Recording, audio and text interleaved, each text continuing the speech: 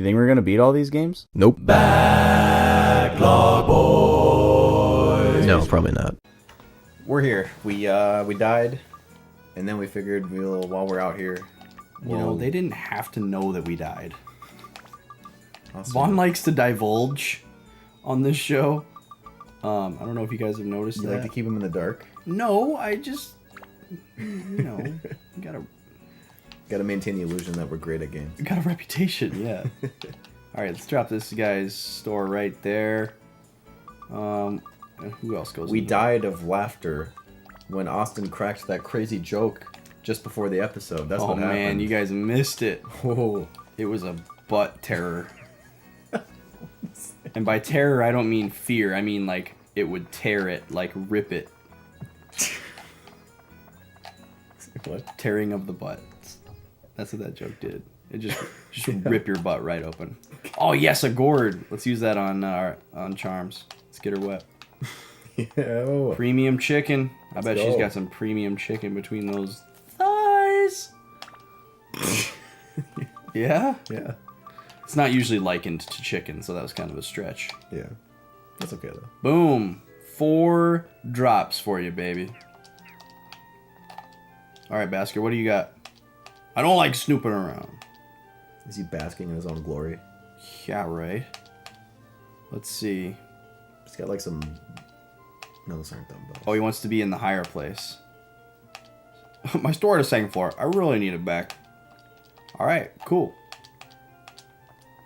Everyone's so vague. Just completely rebuild my store, please. Oh, cool. What will happen when I do all that for you? I'll think about it. Oh, you'll probably get some cheese. Yeah, we must... Remember when what's-his-name gave us cheese? Remember how much we freaked out? Who was it? I forget his name. His name was like Dusty or something. Was it in Noruna? Yeah, it was in the first town. He was the super chubby guy. Yep. And he was in Like his the like bursting he at was the in seams chubby guy? yeah, and he was like in his like hot tub inside his house. Oh, yeah. That's right. It was freaking great. We don't have any spare lanterns. We don't. All right, now we got a second floor. Let's go up here. He'll have to light his own path. Let's go exploring. Mimic breaker. Nice. We're gonna break those mimics. Dude, I can't wait till our like Illusion will... we get like our final sword, and then we can just max it out in all the categories, so it's just good against everything. Yeah. We can wreck shop. Look at those donuts. Man, why can't Those we... are some Homer Simpson They are. pink frosting donuts right there. All they need is sprinkles. With a bite out of it, so he lives up here. This is a pretty cool little pad, actually. Yeah. I'm I'd live there. digging this. Wait, where's that ladder It's go got that to? vaulted ceiling. The ladder right here. It goes up to his little plant, so he can water them. I mean, they look healthy. He's gonna. I think he was saying he wanted to cover this whole wall in ivy. He's got a guy coming out tomorrow to give him a quote on painting. Yeah. Yeah, he was thinking about doing an acid stain on the concrete. You ever seen that? It looks really cool. Acid stain? Yeah, my dad. That's a real thing? Yeah, it's a real thing. Oh, okay. That's your... My dad. Going for some goof. My dad lived in a. It started as a goof, and then it segued go to a laugh. seamlessly into a real story. Do you see how I did that? Yeah. Someday you'll be that good, Vaughn. Okay. I'll take notes. Yeah. So My second pad. my dad lived in a house for a really long time. I gave you the second floor, you dope. If you went outside, you'd know. Loser. My dad lived in a house for like 10 years. And at one point, his water heater burst while he was at work one day. Okay. So he came home and there was like 2 inches of water in his whole house. Bad. So all the carpet was ruined, and he had to like pull up the carpet, and then underneath the carpet, in a lot of houses, there's like a sponge. Like a squishy thing, yeah. Yeah, just like a squishy, weird, foamy sponge. And so that was all ruined. It was like covered in like mold and mildew and stuff because there's no way to like dry it out well. So he had to throw all that away and then just put the carpet back down. And in some parts of the house, there was wood underneath the sponge. Like not like nice wood, but just wood. Mm-hmm. And then in other... Man, we still got a lot of stuff. We got to find another building. Let's get back to that dungeon. The Dungeon. And so in his hallway, which is where the water heater was, the carpet and everything just had to come out completely because it was all ruined. So his floor in the hallway was just concrete. just the raw foundation that the house was built on. And it was kind of cool. And he was like, well, I want to make the most of it. So he wanted to like treat the concrete. And yeah, you can do like an acid stain. You ever been to like a Renfest and seen like a blacksmith with like the swirly patterns on the sword where they like acid dip it? Oh.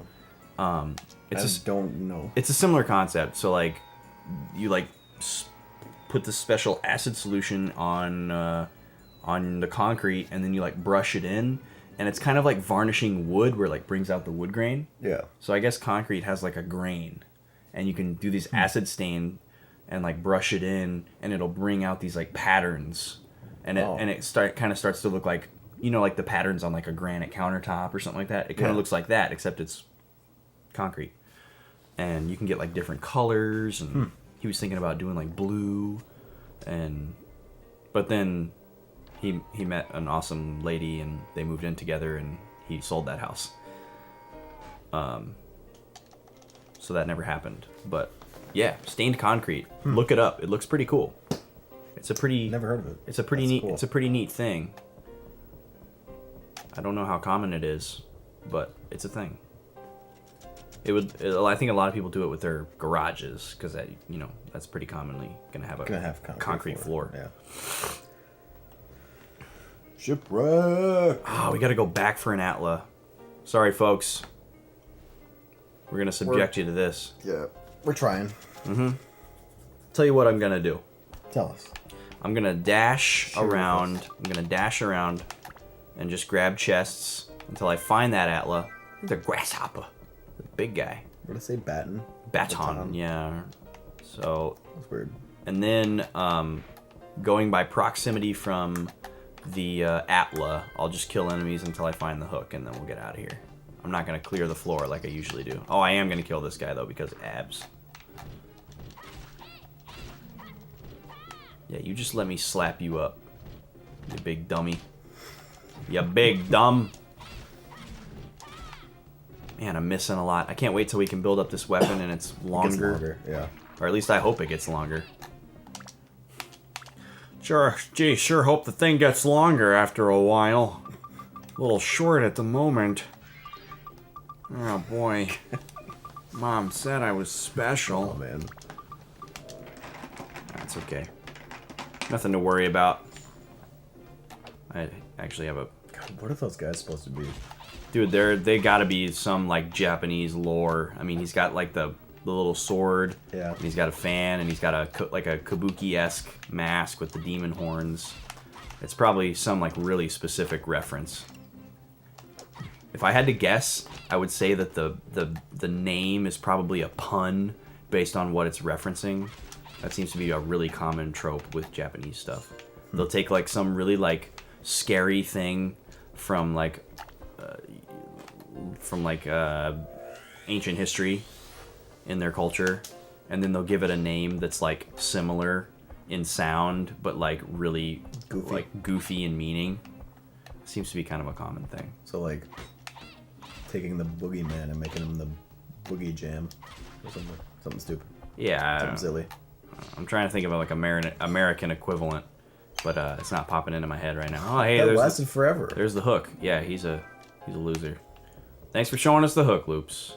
All right, let's grab these chests, and then we'll get the last Atla, and then we'll be on our way. Let me drink some water here. A big gulp. Best line in Dumb and Dumber for sure. With what? Pig gulps, huh? Well, see you later. Familiar with that? I don't remember that, no. I've seen Dumb and Dumber. So it's just a really inconsequential scene where Harry and Lloyd are at a gas station. Yeah. And they walk out of the gas station and there's some kids just standing there. And they're drinking big gulps. And they're just kind of like staring at Harry and Lloyd because they're weird and they're old to them. Yeah. Kind of thing. And Jim Carrey just says, "Big gulps, huh?" And then they don't say anything. And then he just goes, "Well, see you later." And it's really funny because it's silly, but it's even funnier if you know like what's behind it, because obviously being that it's Jim Carrey and probably Jeff Daniels too. Like, there's a lot of improv in a movie like that. Yeah. Especially when it involves those They're guys. just throwing stuff around. Yeah. Seeing if it sticks. And they're kind of like writing it as they're doing it almost. Well, the thing is like those kids, when somebody's in a movie, there's like, I guess, like laws. Maybe it's like a union thing. I don't know. That protect people to basically be properly compensated for not only being in a film and being credited, but also like those accreditations and compensations being appropriate to specifically what their role was. Mm-hmm. So that's just a really fancy way to say if somebody's in a movie, The more you do, the more you get. right? Out of it. And like if you speak in a movie, you have to be paid a certain amount of money versus if you don't say anything.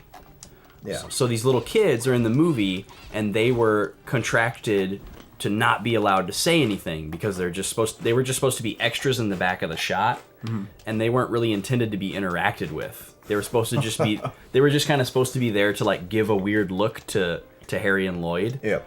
And they were just gonna kind of be there, but because they threw Jim some banter at 'em. Carrey, because Jim Carrey is Jim Carrey, he chose to interact with them, knowing that they weren't allowed to say anything, and so he's just like, "Big gulps, huh?" Just to like troll them a little bit. Yeah, and they just look at him like, "We're not allowed to say anything," and so he just goes, "Well, see you later," and it ends up being friggin' hilarious because that's That is really that's funny. who he is. Yeah, it just makes it that much funnier when you know that. Context is fun. I don't remember how I learned that. I think Bracky told me that, and he probably knew that from like a director's commentary because he's one of those kinds of people that watches that kind of thing and There is a like chance loves you it. could die. You're right. That guy is very sneaky, so I'll just go ahead and heal myself preemptively. Cheese is less expensive than revival powder, right? Yup. Let's get that mantra in the bank. All right, well, Their names look almost like Hindu, like Prajna or Pranja or whatever. Prajna. Yeah, that is kind of Arabic sounding. God, I hate it when he does that. And it hits me twice. Yeah, it's a double hit. That's a double hit. What color is this? Green? Oh, it's blue. Blue. It's a blue bem. Well, let's finish this floor, I guess. I told myself I wasn't going to clear it, but now I'm committed to it. Oh, I got to switch my beam. Switch it up, baby. What you got? Does this one have ice? Yeah, just a little bit, but that's enough to do the job. Dude, everything about her is just sex. And sass. And sass, yeah. Those two go hand in hand. You like a sassy lady, Vaughn? You like a woman that Depending on the kind of sass, yeah. knows what she's worth and kind of lets everybody know? Yeah. I mean, like I'm pretty into it. I like confidence. I like that kind of banter. Yeah. Going back and forth. Yeah. Like, as long as she's not actually full of herself and like not arrogant. I would say I even like a friend that like, okay, I have a friend, Kyle, who like you could just bounce things back and forth for like all day, like where like he just keeps it coming, like the Yeah. Well, of course. I mean, yeah. But I was specifically speaking about the ladies. About the ladies. The lady friends. Yeah. The mountains of ladies that I have surrounding me at all times. Yeah. Vaughn is actually waist deep in a pile of fan mail right now that he hasn't gotten to yet. He just kind of does one or two between each episode when he can. I mean, he really wants to make sure he gives proper time to respond to these girls. Yeah. They each deserve the... He doesn't even touch the guy pile. We keep that in a different room. Yeah. He hasn't gotten into those letters It's actually yet. like a Santa-sized sack Yeah. full of... Which is interesting because most of them are asking for things for Christmas from you. Yeah. So maybe they got the wrong address. I mean, I am Santa confirmed. He's like 2 blocks away, so it's probably We are in Minnesota. similar. Yeah. He's just up the road. He's just right over there, man. Yeah. Tomorrow. He summers in Minnesota because it's warmer than the Arctic. Yep. So- Very true. but not super warm. Tomorrow on the show, we're gonna We'll go open to up one of those Yeah, we're gonna letters. go to the next floor, and yeah, we'll open up a couple letters. We'll We'll read them off to you. we're thinking about you guys. Yeah, It's Mailbag Thursday tomorrow.